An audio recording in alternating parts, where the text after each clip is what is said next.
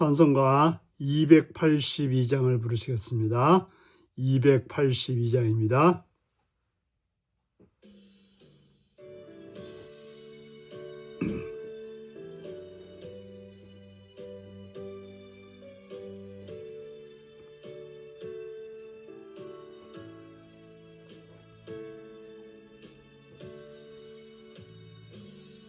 근제에 빠진 날 위에 주보혈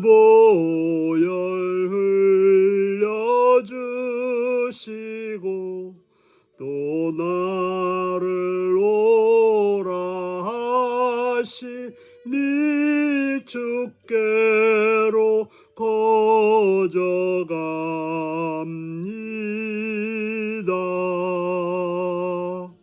내 죄를 씻는 능력은 주보혈밖에 없으니 정하게 되기 원하여 주께로 거저갑니다.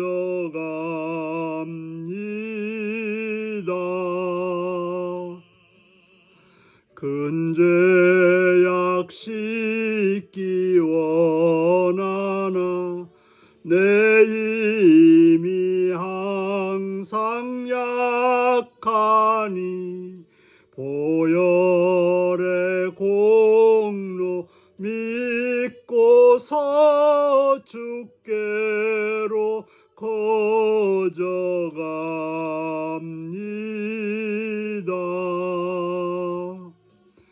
내 죄가 심히 무거워 구하여 줄이 없으니 내 의심 떨쳐 버리고 주께로 거저갑니다.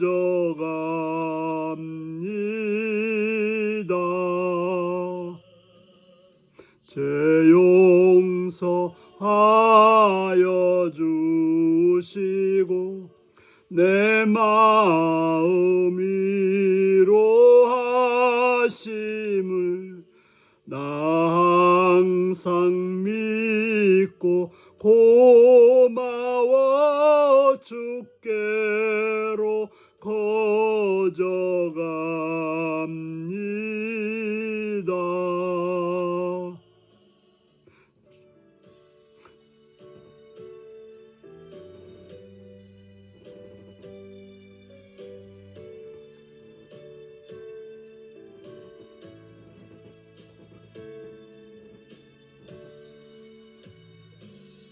주 예수 베푼 사랑이 한없이 크고 넓으니 내 뜻을 모두 버리고 주께로 거저갑니다.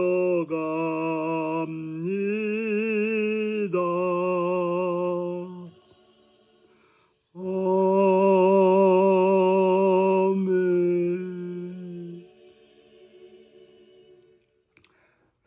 이 시간 우리 계신 하나님 말씀은 여호수아 7장 1절에서 15절까지 말씀입니다. 여호수아 7장 1절에서 15절입니다. 교독하시겠습니다. 이스라엘 자손들이 온전히 바칠 물건으로 말미암아 범죄하였으니 이는 유다 지파 세라의 증손 삽디의 손자 갈미의 아들 아간이 온전히 바칠 물건을 가졌음이라. 여호와께서 이스라엘 자손들에게 진노하시니라. 여호수아가 여리고에서 사람을 베델 동쪽 베다원 곁에 있는 아이로 보내며 그들에게 말하여 이르되 올라가서 그 땅을 정탐하라 하매 그 사람들이 올라가서 아이를 정탐하고 여호수아에게로 돌아와 그에게 이르되 백성을 다 올라가게 하지 말고 2-3천 명만 올라가서 아이를 치게 하소서. 그들은 소수이니 모든 백성을 그리로 보내어 수고롭게 하지 마소서 하므로 백성 중 3,000명쯤 그리로 올라갔다가 아이 사람 앞에서 도망하니 아이 사람이 그들을 36명쯤 쳐 죽이고 성문 앞에서부터 스바림까지 쫓아가 내려가는 비탈에서 쳤으므로 백성의 마음이 녹아 물같이 된지라. 여호수아가 옷을 찢고 이스라엘 장로들과 함께 여호와의 궤 앞에서 땅에 엎드려 머리에 티끌을 뒤집어 쓰고 저물도록 있다가 이르되 슬프도소이다. 주 여호와여, 어찌하여 이 백성을 인도하여 요단을 건너게 하시고 우리를 아모리 사람의 손에 넘겨 멸망시키려 하셨나이까. 우리가 요단 저쪽을 만족하게 여겨 거주하였다면 좋을 뻔하였나이다. 주여, 이스라엘이 그의 원수들 앞에서 돌아섰으니 내가 무슨 말을 하오리까. 가나안 사람과 이 땅의 모든 사람들이 듣고 우리를 둘러싸고 우리의 이름을 세상에서 끊으리니 주의 크신 이름을 위하여 어떻게 하시려 하나이까 하니, 여호와께서 여호수아에게 이르시되 일어나라, 어찌하여 이렇게 엎드렸느냐.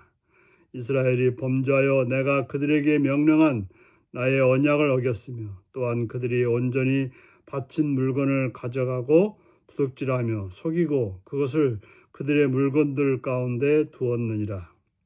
그러므로 이스라엘 자손들이 그들의 원수 앞에 능히 맞서지 못하고 그 앞에서 돌아섰나니 이는 그들도 온전히 바친 것이 됨이라. 그 온전히 바친 물건을 너희 중에서 멸하지 아니하면 내가 다시는 너희와 함께 있지 아니하리라. 너는 일어나서 백성을 거룩하게 하여 이르기를 너희는 내일을 위하여 스스로 거룩하게 하라. 이스라엘 하나님 여호와 말씀에 이스라엘아, 너희 가운데 온전히 바친 물건이 있나니 너희가 그 온전히 바친 물건을 너희 가운데 제일까지는 내 원수들 앞에 능히 맞서지 못하리라. 너희는 아침에 너희 지파대로 가까이 나오라. 여호와께 뽑히는 그 지파는 그 족속으로 가까이 나올 것이요 여호와께 뽑히는 족속은 그 가족대로 가까이 나올 것이요 여호와께 뽑히는 그 가족은 그 남자들이 가까이 나올 것이며 온전히 바친 물건을 가진 자로 뽑힌 자를 불사르되 그와 그의 모든 소유를 그리하라. 이는 여호와의 언약을 어기고 이스라엘 가운데 망령된 일을 행하였음이라 하셨다 하라. 아멘. 오늘은 패배의 원인 한 사람의 범죄라는 제목으로 말씀을 나누겠습니다.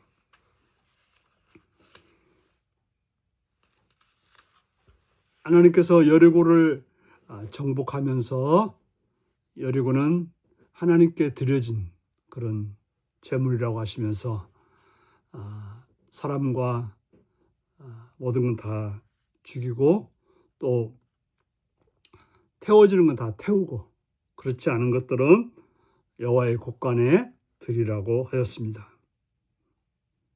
그런데 아간이라는 사람이 하나님께 드려야 될 그런 물건을 개인적으로 가져다가 집에다가 두었던 것입니다.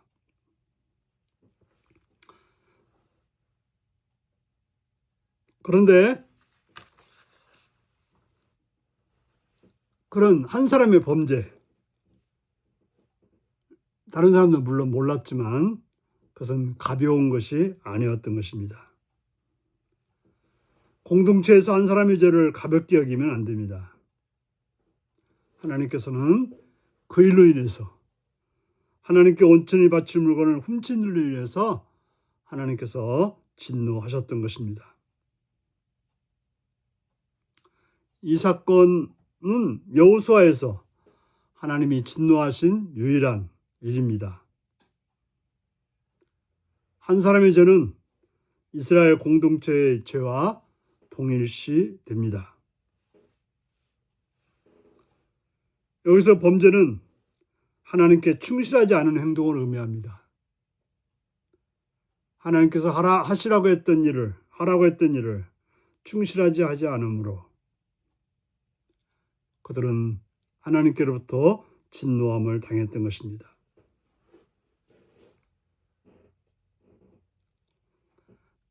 그들은 이제 아이성을 정복해야 됐습니다.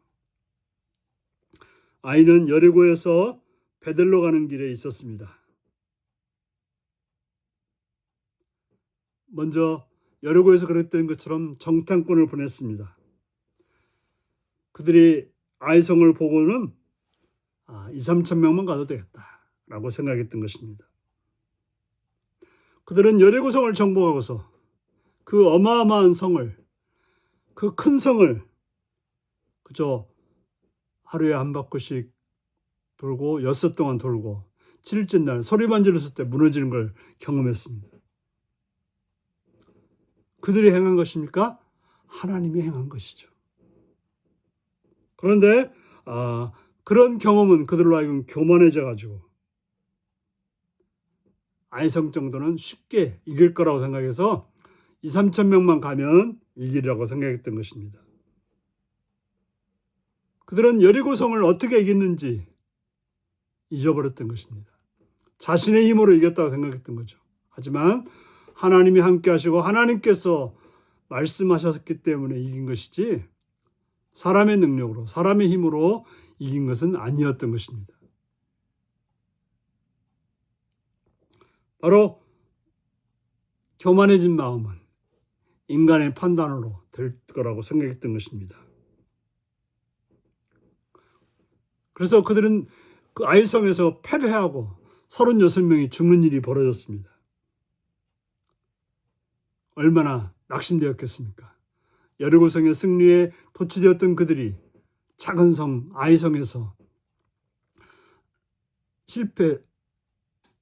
실패했을 때 그들은 어마어마한 충격을 받고 여호수아는 하나님 앞에 엎드리게 되었던 것입니다. 그렇습니다. 우리가 패배해서 낙심해서 벗어나는 일은 불평하고 원망하는 일이 아니라 하나님께 엎드리는 일일 것입니다. 그러다 여호와께서는 여호수아가 탄원할 때 알려주십니다. 백성 가운데 한 사람이 어겼고 그의 죄가 온 이스라엘에게 영향을 미쳤다라고 말하고 있습니다.